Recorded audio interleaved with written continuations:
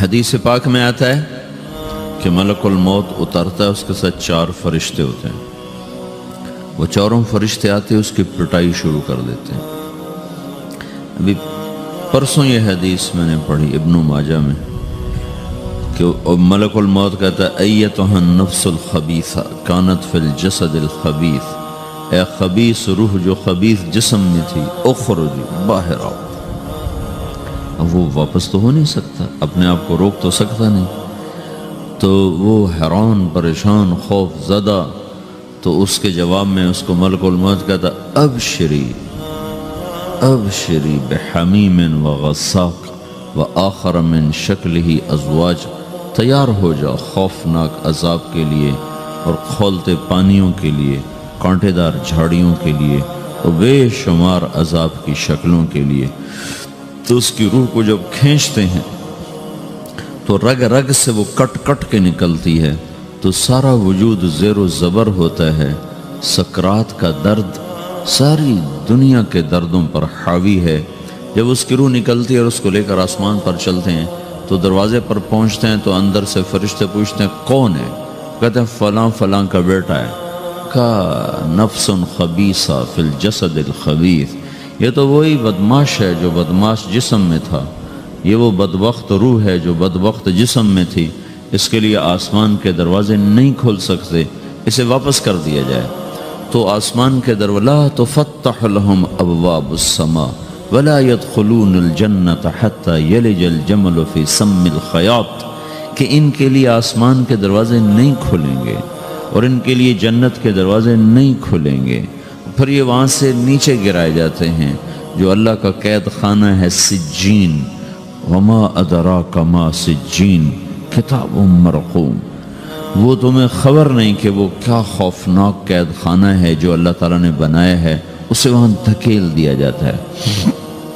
پھر قیامت تک اس کے لیے انتظار کی گھڑیاں ہیں اور عذاب کی شدت ہے.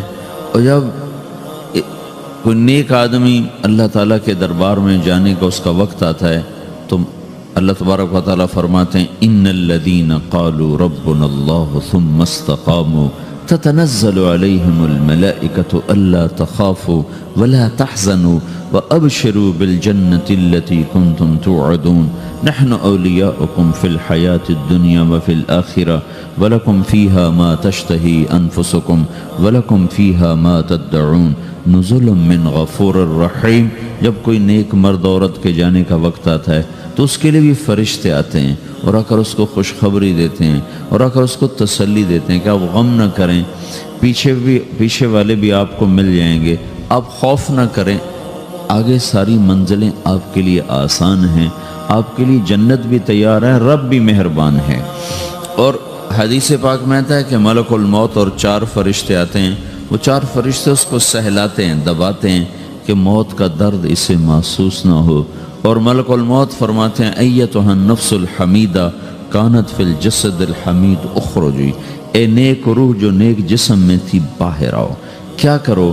وابشری بروح وریحان ورب راض عنک غیر غضبان، آپ کو بشارت ہو آپ کے لیے جنت تیار ہو چکی ہے اور وہاں کی ساری نعمتیں آپ کے لیے میسر ہو چکی ہیں اور اللہ آپ پہ راضی ہو چکا ہے اور اللہ آپ پہ خوش ہو چکا ہے. اس پر اس کی روح کو نکالا جاتا ہے. پھر سارے فرشتے اس کو استقبال کے ساتھ جب آسمان پر لے جاتے ہیں تو اندر سے پوچھتے ہیں کون ہے؟ کہ فلاں فلاں کا بیٹا، فلاں فلاں کی بیٹی. کہتے ہیں نفس حمیدہ فی جسد حمید، یہ تو نیک روح تھی جو نیک جسم میں تھی، مرحبا بہی. اس کو ہم سب استقبال کس کا کرتے ہیں اور ایک دم آسمان کے دروازے کھلتے ہیں. پھر وہ پہلا، دوسرا، تیسرا، چوتھا سارے آسمان پار کرتا ہوا اللہ پاک کے عرش کے نیچے کے جا کر، مرد ہے یا عورت، وہاں جا کر سجدے میں سر رکھتا ہے اور اللہ تعالیٰ فرماتے ہیں ہاں اس نے ہمیں خوش کیا، ہم اسے خوش کریں گے. اور اس کو عافیت کے ساتھ وہاں آسمان میں، پہلے آسمان سے لے کر اللہ کے عرش تک یہ سب ویٹنگ روم بنے ہوئے جہاں اللہ اپنے اپنے درجات کے مطابق جنت والوں کو ٹھہراتا ہے. اور وہ انتظار گاہ ہے اور وقت ختم ہو جاتا ہے، لہٰذا انتظار کی جو تکلیف ہے وہ بھی ختم ہو جاتی ہے. وقت ختم تو انتظار کا احساس ختم اور ٹائم کے گزرنے کا احساس ختم۔ تو جیسے اصحاب کہف کو اللہ نے غار میں داخل کر کے تو غار کے اندر سے وقت کو نکال کے باہر پھینک دیا، باہر 300 سال گزرے، اندر آدھا ہی دن گزرا تھا۔ وہ جب اٹھے ہیں تو وہ 25 برس کا نوجوان 325 سال کا ہو کے نہیں اٹھا، وہ 25 سال کی عمر میں اٹھا ہے۔ نہ ناخن بڑا ہے، نہ مونچھیں بڑی ہیں، نہ ان کی داڑیاں لمبی ہوئی ہیں، کیونکہ تو زندہ تھے، مر نہیں گئے تھے۔ تو زندہ کے تو بال بھی بڑھتے ہیں، ناخن بھی بڑھتے ہیں، لیکن وہ اس طرح اٹھے کہ 300 برس گزر گئے اور 25 برس کا نوجوان 25 سال کی عمر میں اٹھا ہے، 20 برس کا 20 برس کی عمر میں اٹھا ہے۔ اور وہ کہنے لگے کم لبثنا، بھئی کتنا ٹھہرے ہیں؟ یومن او بعض یومن، لگتا ہے کوئی دن آدھا دن ٹھہرے ہیں۔ وہ صحیح کہہ رہے تھے۔ باہر اللہ تعالیٰ نے وقت کی گھڑی کو چلائے رکھا اور اندر غار میں اس کو سوئچ آف کر دیا، نکال دیا کہ یہاں وقت کو داخل نہیں ہونے دیا۔ تو وقت کے گزرنے سے جو بھی اثرات مرتب ہوتے ہیں وہ ان پر مرتب نہیں ہوئے، تو وہ 20 آدھا ہی دن کے بعد اٹھے ہیں، باہر 300 سال، اندر آدھا دن۔ یہی کچھ اللہ تبارک و تعالیٰ برزخ میں کر دیتا ہے، وقت کو ختم کر دیتا ہے، گزرنے کا احساس نہیں ہوتا ہے۔ تو اس طرح میرے عزیزو، یہ دو موتیں ہر انسان دیکھتا ہے، یا وہ جنت کے فرشتوں کا استقبال دیکھتا ہے یا جہنم کے فرشتوں کی مار اور پٹائی کو سہتا ہے۔ رابعہ بصری رحمۃ اللہ علیہ کا انتقال ہونے لگا تو انہوں نے رات کو فوت ہوئی، تو انہوں نے اپنی خادمہ کو بلا کے فرمایا کہ کسی کو بتانا نہیں، جب میں مر جاؤں تو پڑوس میں 2-4 کو بلا کر نا میرا جنازہ پڑھوا دینا، اور جس کرتے میں تہجد پڑھتی تھی وہی میرا کفن بنا دینا، اور صبح بے شک لوگوں کو بتا دینا، میرے مرنے کے بعد میری میت کو رکھنا نہیں، فوراً دبا دینا۔ تو جب ان کا انتقال ہوا تو انہوں نے پڑوس کے 2-4-10-20 آدمی بلائے اور ان کو تدفین تجہیز سب کچھ ہو گئی۔ صبح شور مچا کہ وہ رابعہ بصری کا انتقال ہو گیا۔ تو اگلے دن وہ خواب میں اس خادمہ کو ملی اور کہا بیٹی تیری بڑی مہربانی، تو نے میری وصیت کے مطابق عمل کیا۔ اس نے دیکھا کہ انہوں نے ایک خوبصورت سبز لباس پہنا ہوا ہے، تو وہ فرمانے لگی، انہوں نے سوال کیا کہ آپ کے ساتھ قبر میں کیا ہوا؟ تو وہ کہنے لگی کہ میرے پاس منکر نکیر آئے تھے اور مجھ سے کہنے لگے من رب کی، تیرا رب کون ہے؟ تو میں نے کہا سبحان اللہ، 40 برس جس کو میں نہ بھلا سکی اس کو 4 ہاتھ زمین میں آ کے میں بھول جاؤں گی۔ ان کا 42 برس کی عمر میں انتقال ہوا تھا۔ تو وہ کہنے لگے سبحان اللہ، جس کو میں 40 برس نہ بھلا سکی میں اسے 4 ہاتھ زمین کے اندر آ کے بھول جاؤں گی۔ تو منکر نکیر کہنے لگے اس کا کیا حساب لینا؟ پھر انہوں نے پوچھا کہ وہ آپ کا وہ کرتا کہاں گیا تہجد والا جس میں آپ کو کفن دیا تھا؟ کہا وہ اللہ نے مجھ سے لے لیا ہے اور میرے اعمال کے خزانے میں رکھ دیا ہے، قیامت کے دن میرا وہ کرتا بھی میرے ترازو میں تولا جائے گا، اور مجھے یہ لباس پہنایا ہے جو جنت کا لباس ہے۔ یہ بھی ایک موت ہے، اس طرح بھی لوگ مرتے ہیں۔ اور دوسری بھی ایک موت ہے، ہمارے علاقے کی بتا رہا ہوں، اپنے علاقے کی۔ ایک زمیندار مر گیا، اس کی قبر کھودی، ساری بچھوؤں سے بھری ہوئی، ایسے جیسے چیونٹیاں پھر رہی ہوتی، تو انہیں وہ بند کر کے دوسری کھودی، ساری بچھوؤں سے بھری ہوئی، پھر وہ بند کر کے تیسری کھودی، ساری بچھوؤں سے بھری ہوئی۔ قبرستان میں اتنے بچھو کہاں سے آ گئے؟ یہ زمین کے بچھو نہیں ہے، یہ آخرت کی بلائیں ہیں جس کے ساتھ اب اسے قیامت تک رہنا ہے اور گزارا کرنا ہے۔ تو یہ 2 طرح کی موتیں روزانہ لوگ مرتے ہیں، روزانہ لوگ مرتے ہیں۔ جب نماز کا وقت ہوتا ہے ملک الموت ساری دنیا کا چکر لگاتا ہے اور دیکھتا ہے کون پڑھ رہا ہے کون نہیں پڑھ رہا، کون پڑھ رہا ہے کون نہیں پڑھ رہا۔ جو نماز کی پابندی کرتا ہے اس کی موت آسانی سے ہوتی، جو نماز میں غفلت کرتا ہے اس کے ساتھ موت کے وقت شدت اور سختی اختیار کی جاتی۔ تو بھائیو، یہ ایک جسم ہے، ایک روح ہے۔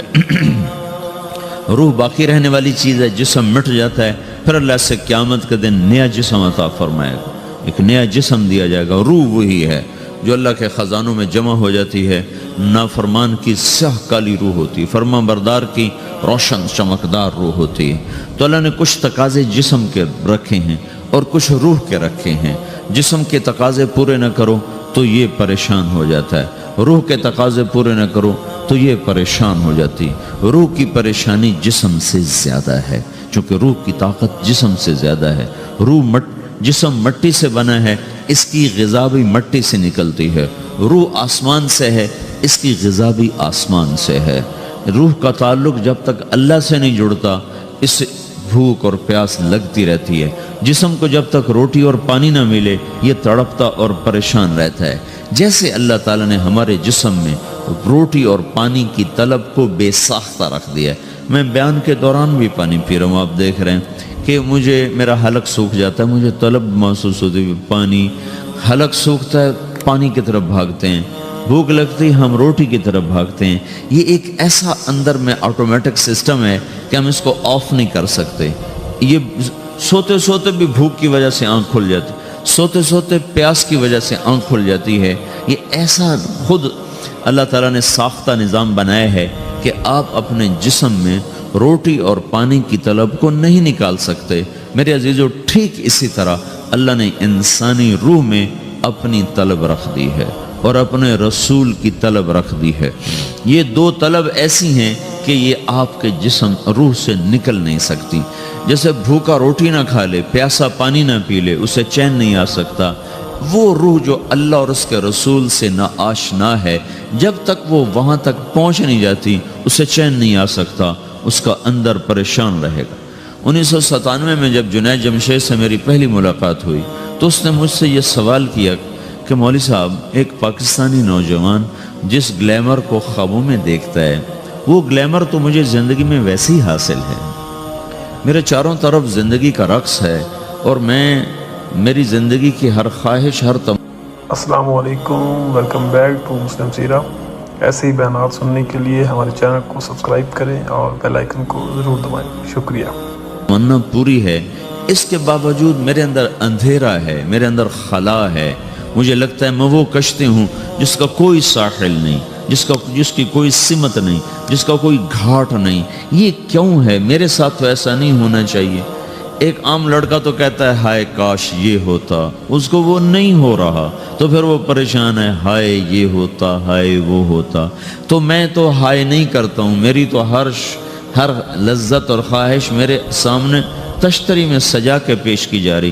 میں کیوں ایسا کر رہا ہوں؟ میں ہائے ہائے کیوں کر رہا ہوں؟ میرا اندر ویران کیوں ہے؟ میرے اندر میں خلا کیوں ہے؟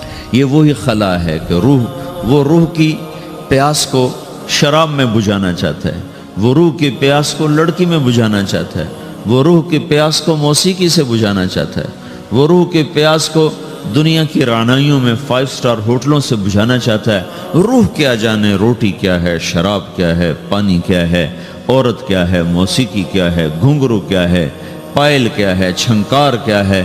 روح کو ان چیزوں کی کیا خبر؟ امریکہ میں ہماری ایک جماعت تھی تو 4 لڑکے 2 لڑکیاں، 4 لڑکیاں 2 لڑکے مسلمان ہوئے۔ تو ایک لڑکے کا نام رکھا تھا ابراہیم، اور اس کو جب پڑھایا نا کلمہ، انہوں نے کہا ہائے، انہوں نے کہا ہائے، اور دونوں ہاتھ یہاں رکھے سینے پر، دل پر، کہا ہائے۔ تو ہمارے ساتھی ہیں ڈاکٹر اختر، وہ کہنے لگا کیا ہوا کیا ہوا؟ کہنے لگا جب سے ہوش سنبھالا یہ جگہ خالی تھی، یہ تیرے کلمہ پڑھانے پر بھر گئی ہے کہ میری خوشی سے ہائے نکل گئی۔ یہ جگہ خالی رہے گی، یہاں شراب نہیں پہنچ سکتی، یہاں نغمہ اور موسیقی نہیں پہنچ سکتی، یہاں تالے لگے ہوئے ہیں، یہاں تک کوئی آواز نہیں جا سکتی۔ دل کے تاروں پر ایک ہی نغمہ چڑھ سکتا ہے اور وہ اللہ کی یاد کا ہے اور اللہ کی محبت کا ہے اور اللہ کے رسول کی محبت کا ہے۔ باقی کوئی مضراب ایسا نہیں جو ان تاروں کو چھیڑ سکے، باقی کوئی چیز، آواز ایسی نہیں جو دل کی دنیا پر جا کر دستک دے سکے۔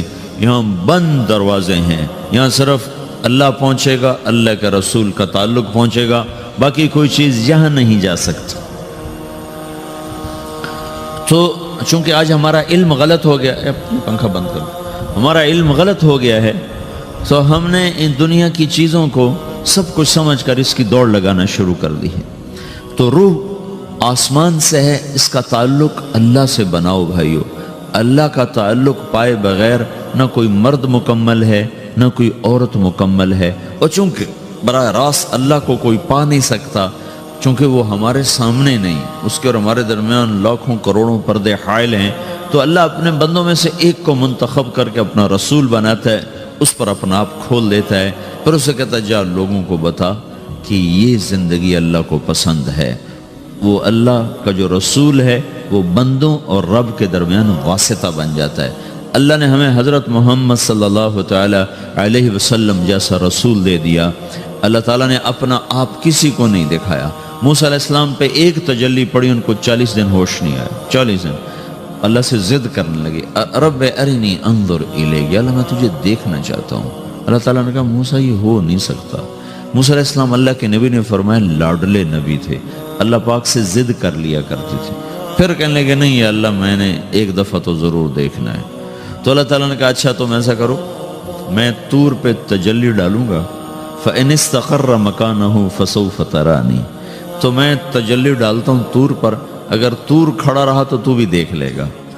تو اب اللہ خود سامنے نہیں آیا، صرف ایک تجلی اللہ کے عرشوں کے اوپر سے آنا شروع ہوئی ہے، بیچ میں آپ فاصلہ گنے، اور پھر وہ آ کر فَلَمَّا تَجَلَّى رَبُّهُ لِلْجَبَلِ، پھر وہ جبل پر پہاڑ پر آئی ہے، جَعَلَهُ دَكَّا، وہ پہاڑ ریزہ ریزہ ہو کر ہواؤں میں بکھر گیا، وَخَرَّ مُوسَى صَعِقًا، اور موسیٰ علیہ السلام بے ہوش ہو کے گر، اور جب ہوش آیا فَلَمَّا أَفَاقَ، ہوش آتے کہنے لگے سبحانک، یا اللہ تو پاک بے عیب، میں تیرے بارگاہ میں توبہ کرتا ہوں، میں واقعی نہیں دیکھ سکتا ہوں۔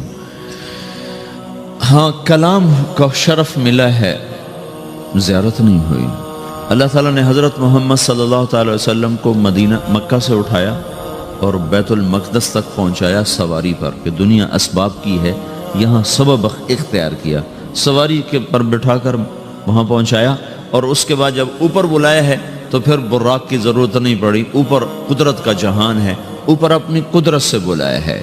یہ بیچ میں دیکھو نا کتنا بڑا، اب اگر ہوا سے اوپر چلے جاؤ، یہ 500 میل ہوا کا غلاف ہے، اس سے اگر اوپر چلے جائیں گے نا تو آپ خود بم بن کے پھٹ جائیں گے ایک دھماکے کے ساتھ، چونکہ ہر انسان کے اوپر ہوا کا ایک پریشر ہے، کوئی 280 من کے قریب ہر انسان کے اوپر ہوا کا پریشر ہے۔ اس پریشر کو توڑنے کے لیے میرے اندر خود ایک پریشر بنا ہوا ہے جو اس کو توڑ رہا ہے۔ جب یہ ہوا کا پریشر میرے اوپر سے ریلیز ہو جاتا ہے تو میرا اندر کا اپنا پریشر بم کی طرح پھٹے گا اور مجھے پرزے کر دے گا۔ اس لیے وہ خلائی لباس بنایا جاتا ہے جس میں وہ مصنوعی پریشر دیا جاتا ہے تاکہ اوپر جا کر یہ پھٹ نہ جائیں۔ ہمارے نبی جس کرتے اور تہمد میں تھے اسی کرتے اور تہمد سے بیت المقدس سے چلے ہیں، اور ہوا کو نہیں پار کیا، 7 آسمان ہی پار کر لی۔ اور پہلے آسمان پر حضرت آدم علیہ السلام نے استقبال کیا ہے، اور دوسرے آسمان پر حضرت عیسیٰ علیہ السلام، زکریا علیہ السلام، یحییٰ علیہ السلام نے استقبال کیا ہے، تیسرے آسمان پر حضرت یوسف علیہ السلام نے استقبال کیا ہے، چوتھے پر حضرت ادریس علیہ السلام نے استقبال کیا ہے، 5ویں پر ہارون علیہ السلام نے استقبال کیا، اور 6 پر موسیٰ علیہ السلام نے استقبال کیا، اور 7ویں آسمان پر ایک بیت اللہ دیکھا ہے جس کا طواف ہو رہا ہے۔ استقبال کو کوئی موجود نہیں، ایک بڑے میاں ایسے ٹیک لگا کے بیت اللہ کی یوں ٹیک لگا کے بیٹھے ہیں، گوٹھ مار کے، دونوں ہاتھوں کے ایسے گوٹھ مار کے بیٹھے ہیں، ان کی سفید داڑھی ہے، وہ نہیں اٹھے ہیں۔ باقی تو نبی بھی سامنے کھڑے ہوتے تھے استقبال کو، لیکن یہ بزرگ نہیں اٹھے ہیں۔ تو آپ نے پوچھا یہ کون بزرگ ہیں؟ تو جبریل نے کہا یہ آپ کے دادا ابراہیم علیہ السلام ہیں۔ آپ خود چل کے آگے گئے ہیں، وہ قریب آئے تو وہ اٹھے اور آپ کو گلے لگایا، ماتھا چوما، پیار کیا۔ سارے نبیوں نے استقبال کے دوران کہا تھا ہمارے بھائی آ گئے، مرحبا ہمارے بھائی آ گئے، لیکن جب ابراہیم علیہ السلام سے ملاقات ہوئی تو انہوں نے فرمایا مرحبا میرا بیٹا آ گیا، مرحبا میرا بیٹا آ گیا ہے۔ اور یہ جو حالانکہ مرتبہ تو ابراہیم علیہ السلام کا چھوٹا ہے، ہمارے نبی کا مرتبہ بلند ہے، لیکن رشتے میں ابراہیم علیہ السلام کا مرتبہ بلند ہے اور ہمارے نبی کا مرتبہ چھوٹا ہے۔ ابراہیم علیہ السلام اوپر جا کر دادا بن رہے ہیں اور یہ نیچے پوتا پڑپوتا بن رہے ہیں، تو رشتے کی نسبت میں آپ چھوٹے ہیں وہ بڑے ہیں۔ مرتبے اور مقام میں تو اللہ کے بعد آپ کا اور آپ کے سامنے کوئی ہے نہیں، بس اوپر اللہ اور نیچے اللہ کا رسول ہے، باقی سبھی نیچے ہیں۔ لیکن یہ امت کو سبق دینا تھا کہ اللہ تعالیٰ کو معلوم تھا کہ آنے والی یہ جو نسل ہے یہ ماں باپ کے نافرمان ہوں گی، چونکہ انہیں صرف پیسہ کمانا، آپ کا بھی قصور نہیں، آپ کو ٹیکسٹائل سکھائی جا رہی، کوئی ماں باپ کی تعظیم تو نہیں سکھائی جا رہی ہے، اور خود آپ کے ماں باپ نے آپ کو نہیں بتایا کہ ماں کسے کہتے ہیں، باپ کسے کہتے ہیں۔